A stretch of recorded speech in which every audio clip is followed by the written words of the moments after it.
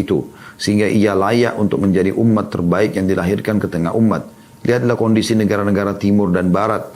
Saat mereka menghalangi jalan Islam, mereka pun tersesat dan menyesatkan umat manusia. Mereka melarang poligami, namun sebaliknya mereka justru membolehkan orang memiliki pacar dan pasangan gelap. Ya. Sehingga perzinahan menyebar luas, rasa malu menjadi berkurang. Peran istri digantikan dan kehormatan pun dicabik-cabik. Hubungan kekeluargaan menjadi hancur, anak-anak jadi terlantar, sementara anak gelap justru bertambah. Berbagai penyakit sadis seperti AIDS, ya, raja singa dan sejenisnya makin merajalela. Allah Subhanahu wa taala telah berfirman dalam surah An-Nahl ayat 33, A'udzu billahi minasyaitonir rajim, wa ma zalamahumullah walakin kanu anfusahum yadhlimun. Tidaklah Allah menzalimi mereka, tapi mereka menzalimi diri mereka sendiri. Sampai sini bahasan tentang masalah poligami. Yang ini dititik beratkan dalam paragraf-paragraf yang terakhir ini teman-teman sekalian adalah, atau saya simpulkan apa yang kita bahas dari awal. Yang pertama, poligami adalah syariat Allah Subhanahu wa taala. Maka tidak layak setiap muslim atau muslimah membencinya. Kalau Anda belum bisa melakukan, maka biarkan orang lain yang melakukannya. Atau Anda berdoa kepada Allah Subhanahu wa taala supaya hati Anda dilunakkan untuk melakukannya. Karena kalau Anda belum bisa, mungkin saudari Anda bisa, mungkin ibu Anda bisa, mungkin anak Anda bisa, dan seterusnya. Itu dulu, ya. Yang kedua, poligami datang sebagai solusi. Solusi, ya, pada saat terjadi peperangan berkurangnya kaum laki-laki, solusi pada saat si perempuan mandul, ya, solusi pada saat misalnya jauh dari istri dan dia harus bertugas satu negara, ya, dan seterusnya. Yang ketiga, poligami harus dijalankan yang sehat. Bukan mengatasnamakan poligami tapi berbuat zalim. Karena dilarang berbuat zalim sebagaimana sudah kita jelaskan tadi. Harusnya dia lakukan dengan cara yang benar. Memberikan hak masing-masing. Dan hak yang mutlak adalah dua. Hak nafkah dan hak nginap atau mabit. Ya. Kalau hak nafkah ini tidak ada toleransi, harus adil. Berapa dia berikan istri yang A, maka dia berikan kepada istri yang B. Perbedaan hanya di masalah anak dan fasilitasnya, ya. Kalau misalnya ada istri punya anak 10 dengan istri punya anak 1, nggak mungkin sama rumahnya, ya. Nggak mungkin sama kendaraannya. Karena kalau kita paksakan sama di sini, maka tidak adil malah. Keadilan itu bukan kesamaan secara bentuk, tapi kesamaan secara nilai, ya. Nah, di sini harus difahami. Tapi kebutuhan dasar si istri, sampo, sabun, segala macam, atau dia belikan pakaian, dia belikan tas, maka ini semuanya sama. Bisa sama jenis barang atau memberikan nilai.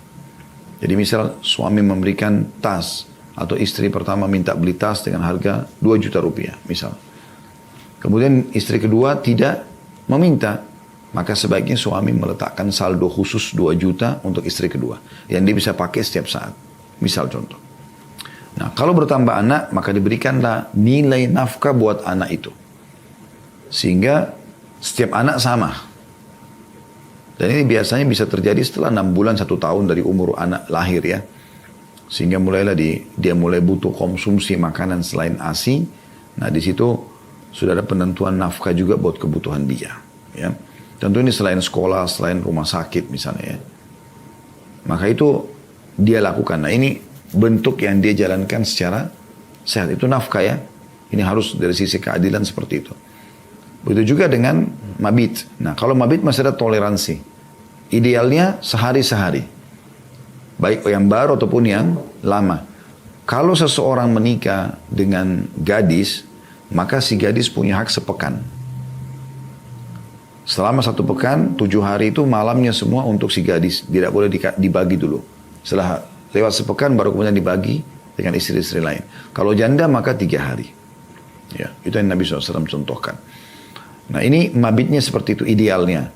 Tapi di saat ini belum bisa berjalan, maka tergantung akad seorang muslim. Kata Nabi SAW, al-muslimuna ala syurutim. Orang muslim sesuai dengan syarat yang dia sepakati. Ya, seperti apa disepakatinya.